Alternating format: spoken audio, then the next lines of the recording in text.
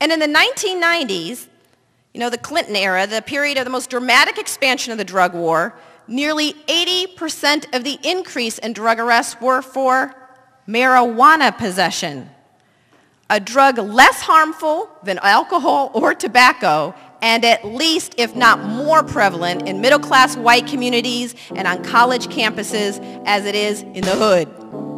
But the drug war has been waged almost exclusively there.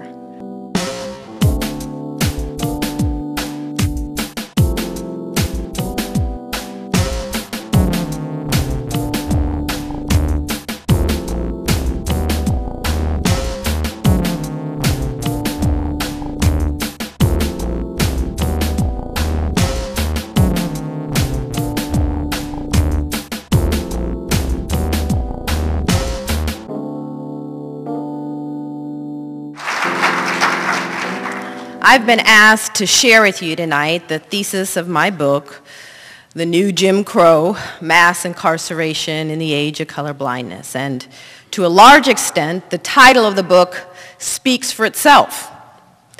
I argue that today, in the so-called era of color blindness, and yes, even in the age of Obama, something akin to a racial caste system is alive and well in America.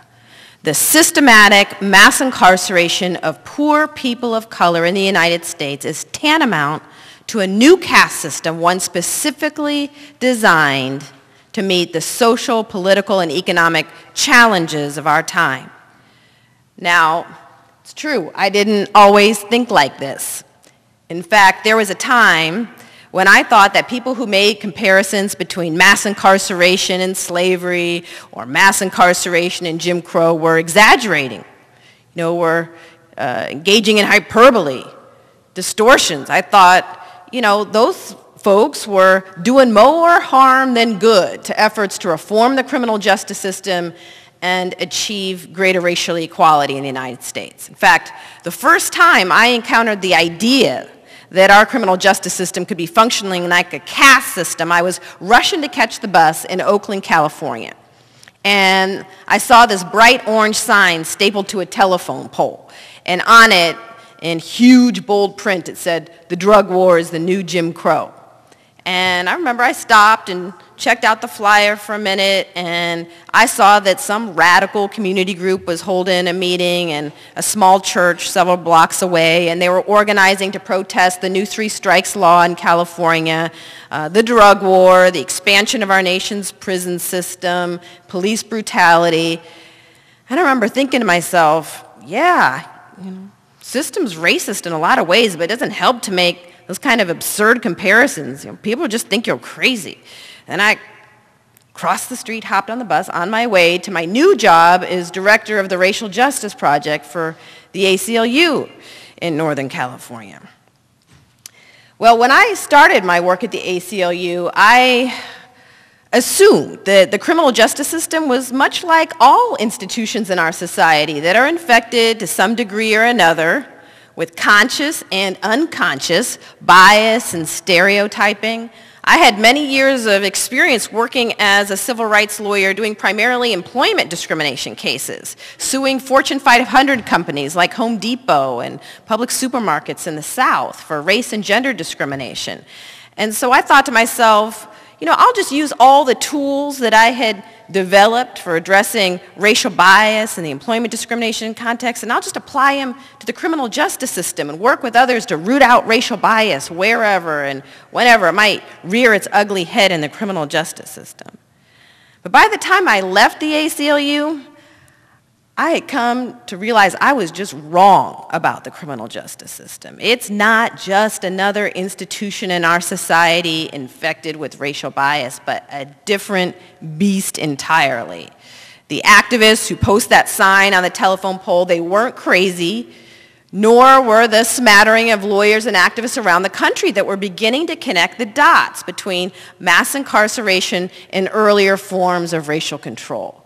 So really quite belatedly, I came to see that mass incarceration had emerged as a stunningly comprehensive and well-disguised system of racial control analogous to Jim Crow. I state the basic thesis of my book in the introduction where I write, what has changed since the collapse of Jim Crow has less to do with the basic structure of our society than the language we use to justify it. In the era of color blindness, it's no longer socially permissible to use race explicitly as a justification for discrimination, exclusion, and social contempt. So we don't. Rather than rely on race, we use our criminal justice system to label people of color criminals and then engage in all the practices we supposedly left behind. Today, it is perfectly legal to discriminate against criminals in nearly all the ways that it was once legal to discriminate against African Americans. Once you're labeled a felon, the old forms of discrimination, employment discrimination, housing discrimination, denial of the right to vote, exclusion from jury service, suddenly legal. As a criminal, you scarcely have more rights and arguably less respect than a black man living in Alabama at the height of Jim Crow. We have not ended racial caste in America, we have merely redesigned it. Now, like I said, I didn't come easily to this conclusion. But after years of working on issues of racial profiling, police brutality, drug law enforcement in poor communities of color, and attempting to assist people to quote-unquote re-enter into a society that never seemed to have much use for them in the first place, I had a series of experiences that began what I call my awakening. I began to awaken to a racial reality that seems so obvious to me now that what is striking in retrospect is that I had been blind to it for so long. Now, here are a few of the facts that I uncovered in the course of my work and my research for the book. More African American adults are under correctional control today in prison or jail, on probation or parole, than were enslaved in 1850, a decade before the Civil War began. In 2004, more black men were disenfranchised than in 1870, the year the 15th Amendment was ratified, prohibiting laws that explicitly deny the right to vote on the basis of race. Now, during the Jim Crow era, of course, poll taxes and literacy tests kept black folks from the polls.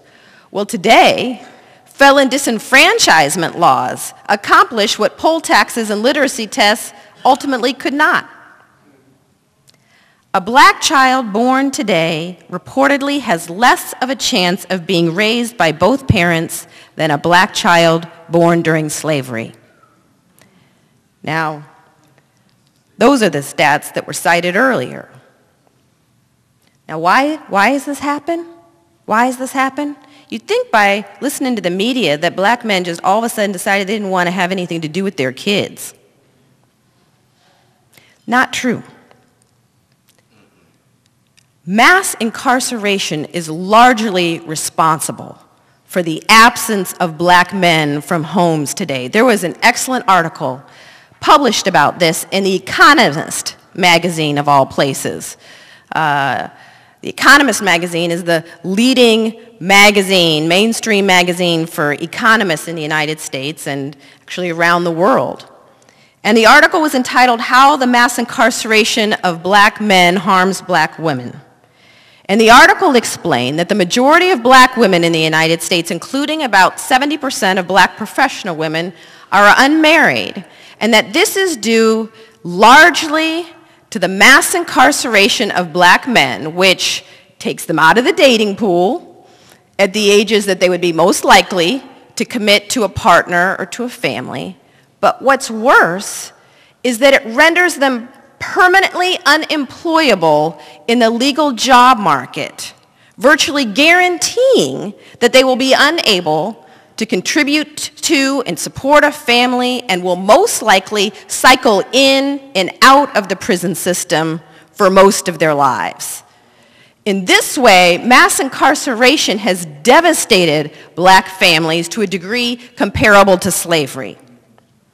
Now, in some major urban areas, like Chicago, More than half of working-age African-American men have criminal records and are thus subject to legalized discrimination for the rest of their lives. In fact, if you take into account prisoners who are excluded from poverty statistics and unemployment statistics, whatever that black unemployment rate is that you read in the newspaper, however atrocious it might be, add 15 to 23 percentage points to that figure to take into account all of the people behind bars. In the Chicago area, if you take into account prisoners, a report released by the Urban League by a team of sociologists indicated that nearly 80% of working-age African-American men have criminal records and are thus subject to legalized discrimination for the rest of their lives. These men are part of a growing undercaste, not class, caste, a group of people defined largely by race who are relegated to a permanent second-class status by law, stripped of many of the rights that were supposedly won in the civil rights movement.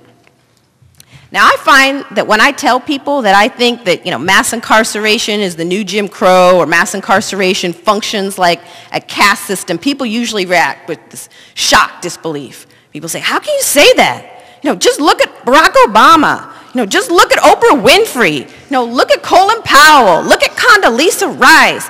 The list just goes on and on of, African Americans who have achieved great wealth, power, fame is proof that nothing like a caste system could possibly be existing in the United States today.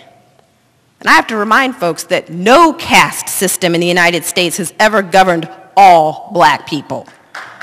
There have always been, free blacks and black success stories, even during slavery and Jim Crow.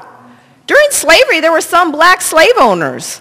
Not many, but some. And during Jim Crow, there were some black lawyers and some black doctors. Not many, but some. Now, the extraordinary nature of individual black achievement in formerly white domains certainly suggests that the old Jim Crow system is dead, but it doesn't necessarily mean the end of racial caste. If history is any guide, it has just taken a different form.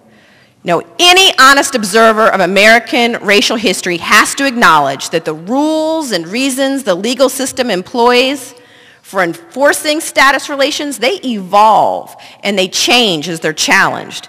In the first chapter of the book, I describe what I call the cyclical rebirths of caste in America.